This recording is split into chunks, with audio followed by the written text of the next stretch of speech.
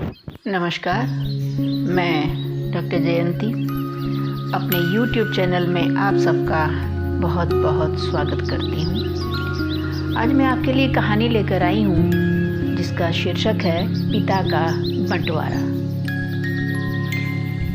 अरे बेटे, कोई है अंदर? लाओ मेरा खाना दे दो। बूढ़े ने फिर यही आवाज़ दोबारा तिबारा और न जाने कितनी बार दोहराई तो मकान के पहली मंजिल से एक लड़की ने नीचे झांकते हुए कहा, बाबा जी, ये नीचे वाले तो आज किसी शादी में गए हुए हैं। थोड़ा ध्यान दिया बूढ़े ने इस आवाज़ पर, लेकिन 75 की उम्र में कानों ने सुनना कुछ कम कर दिया था। सो दोबारा पूछा, बेटी क्या कह रही है? सुनाई नहीं दिया।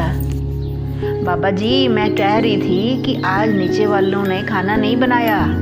ये तो आज सुबह ही तैयार होकर किसी शादी में शहर चले गए, तो मेरी रोटी नहीं बना गए। बाबा जी, मैंने तो देखा नहीं, आज चूल्हा जलता इनका, तो आज मुझे रोटी नहीं मिलेगी। बूढ़ा होठों में ही बुदबुदाया। कुछ देर जाने कुछ सोचता रहा, फिर ऊपर की ओर मुँह कर बोला, बेटी सोना, आज तू ही मुझे खाना ला दे। भूखे तो रात को मुझे नींद नहीं आएगी। बाबा जी, मम्मी से पूछती हूँ कि खाना बचा है क्या। अगर बचा हुआ होगा तो लाऊंगी, नहीं तो दोबारा तो बनने से रहा इतनी रात को। वैसे भी इस समय का खाना तो नीचे वाले ही देते हैं। और सोना का आखिरी वाक्य धीमा होता चला गया था। थोड़ी देर में सोना ने एक थाली में 2 रोटी, अचार और कढ़ाई की खुरचन वाली सब्जी लाकर बूढ़े के सामने रख दिया। लो बाबा जी, एक तो यूं ही बचा था, खा लो, हम सोने जा रहे हैं। बाहर का दरवाज़ा बंद करते जाना। कहती हुई सोना ऊपर की सीढ़ियाँ फलांगती चली गई और इधर किसी ज़माने में राजसी ठाट बाट से खाने वाला बुढ़ा वह सूखी और ठंडी रोटियाँ उस कढ़ाई की खुरचन से धीरे धीरे चबा रहा था। किसी तरह उसने इतना खाना तो पेट में डाल ही लिया कि उसे रात को नींद आ जाए, और इसके बाद वह लाठी टेकता हुआ घर से थोड़ी दूर पर बने घोठे में चला गया, जहां वह एक बड़े से कमरे में सोता था और जिसके निचले तले में तीनों भाइयों की सम्मिलित राशन की दुकान थी। उस बड़े से हॉल नुमा कमरे में एक और एक बड़ा सा संदूक था जिसमें मेहमानों के बिस्तरे, दरियां और ढेर सारी ओढ़ने और बिछाने की चादरें रखी थीं।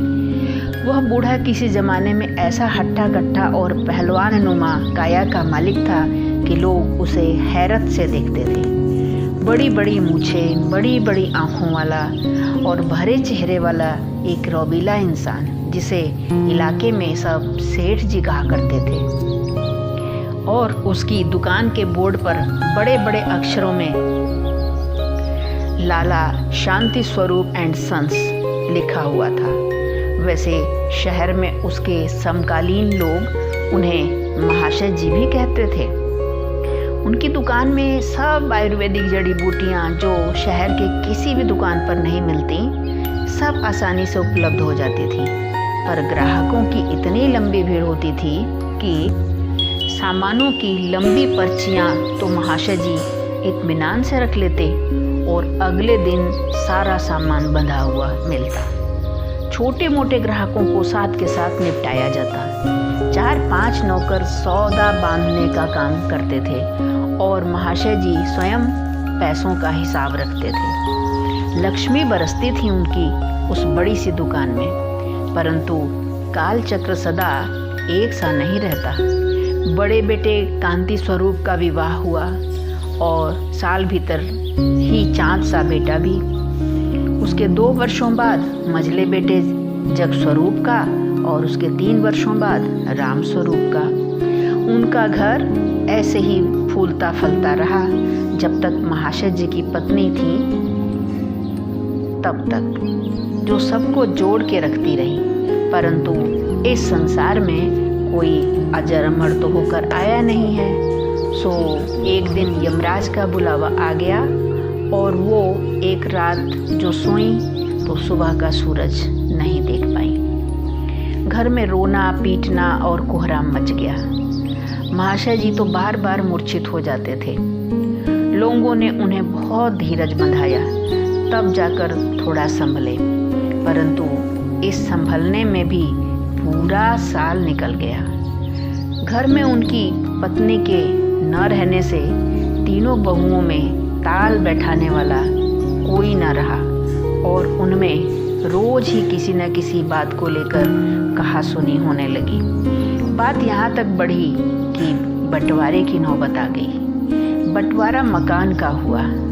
तिमंजिला मकान और दुकान भी 3 भागों में बंट गया। एक एक मंजिल तीनों भाइयों के हिस्से में आई और दुकान के 3 हिस्से हो गए। शहर की सबसे बड़ी दुकान के 3 टुकड़े हो गए, जिस पर तीनों भाई विराजमान हो गए। सेठ शांति स्वरूप के हिस्से में यही एक बड़ा मेहमानों वाला कमरा आया था, जिसमें वो अक्सर लेटे हुए अपने वैभवशाली अतीत को याद कर लिया करते थे। उनकी उम्र के 1-2 बूढ़े अभी तक उनका साथ दे रहे थे, जो कभी कभार लाठी टेकते उनके पास आ जाते और इस उम्र के दुखड़े एक दूसरे से बांटकर मन हल्का कर लिया करते थे।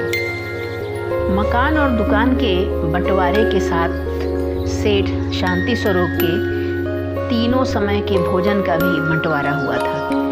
सुबह का नाश्ता बड़े बेटे के 3री मंजिल से, दोपहर का भोजन मंझले बेटे के 2री मंजिल से और रात का भोजन निचले तले वाले सबसे छोटे बेटे राम स्वरूप के यहाँ से मिलता था। जब इन तीनों में से कोई कहीं गया रहता तो शांति स्वरूप को दूसरे किसी बेटे के यहाँ से बर्तनों के खुरचन और सूखी ठंडी रोटियों पर गुजारा करना पड़ता था। शांति स्वरूप का मन आज बहुत विचलित था। पेट तो रूखी सूखी रोटियों से भर गया था, परंतु न चाहते हुए भी जो उन्होंने इतना तो पेट में डाल ही लिया था कि रात में नींद आ जाए, क्योंकि रात को नींद ना आए तो वह पहाड़ सी लगने लगती है, कांटे नहीं कटती है। परंतु पेट भरा होने के बावजूद वह आज अपने बिस्तर पर करमटे बदले जा रहे थे। बहुत देर नींद के लिए उठा पटक करते रहे, तब जाकर कहीं नींद आई। कांति स्वरूप की माँ थाली में रोटी चावल और 8-10 छोटी छोटी कटोरियों में कई तरह की सब्जियां, दाल, दही, अचार और पापड़ लेकर आई और बोली, कांति के बाबूजी खाना खा लीजिए। नहीं, मुझे भूख नहीं है। तुमने थोड़ी देर पहले जो मूंग का हलवा खिला दिया था ना, अभी वही गले में भरा पड़ा है, अभी नहीं खाऊंगा। अरे फिर तो ये ठंडा होकर बेकार हो जाएगा। अरे कह दिया ना अभी भूख नहीं है, ले जाओ। तो जितनी भी है थोड़ी सी ही खा लो, फिर तो ठंडा होकर बेकार। अरे तो लाओ इधर, लाओ दो ये थाली। और जैसे ही लालमणि ने थाली उनकी ओर बढ़ाया, शांति स्वरूप ने एक जोर से हाथ मारा और सारा खाना फर्श पर बिखर गया। लालमणि एक कोने में खड़ी धीरे धीरे सुबकने लगी। वो शांति स्वरूप के गुस्से से बहुत डरती थी। रोती रोती बस यही बोली, अभी ऐसा कर रहे हो ना मेरे साथ, जब मैं नहीं रहूंगी तो बहुओं के साथ ऐसा करके देखना, जो तुम्हें दोबारा खाने को पूछ भी लें। मैं जा रही हूँ और अब कभी तुम्हें खाना देने नहीं आऊँगी। और फर्श पर गिरे भोजन की ओर देखती हुई लालमणि के पैर जमीन से ऊपर की ओर उठने लगे, ऊपर की ओर और ऊपर और ऊपर, और देखते ही देखते वह आसमान में जाकर अचानक अदृश्य हो गए। अरे लालमणि रुक जाओ, मुझे अकेला छोड़कर मत जाओ। लाओ दूसरा खाना लाओ, मैं अभी खाऊंगा। अब ऐसा खाना नहीं मिलता। अब तो कभी कभी बस कढ़ाई के खुरचन से ही पेट भरना पड़ता है। लालमणि आ जाओ, आ जाओ लालमणि, देखो घर बंट चुका है, दुकान बंट चुकी है और मेरा बंटवारा भी हो गया है। तुम्हारे तीनों बच्चों में से कोई एक भी ऐसा नहीं है जो मुझे तीनों समय का भोजन दे सके। तुम्हारे जाते ही हमारा घोंसला बिखर गया, हमारी संपत्ति तीनों ने बांट ली, पर मैं किसी के भी हिस्से में नहीं आया। तुम्हारी संतान ने मेरा पिता का बंटवारा भी कर दिया। आंसुओं की धार जब आँखों से बहने लगी तो शांति स्वरूप की आँखें खुल गईं। देखा, तकिया आधे से अधिक भीगा हुआ है। सचमुच ही पिता का बंटवारा हो चुका था। धन्यवाद मित्रों। यदि आपको मेरी ये कहानी पसंद आई हो तो कृपया इसे लाइक और शेयर कीजिए और सब्सक्राइब कर दें तो आपका ढेर सारा आभार। Thank you so much.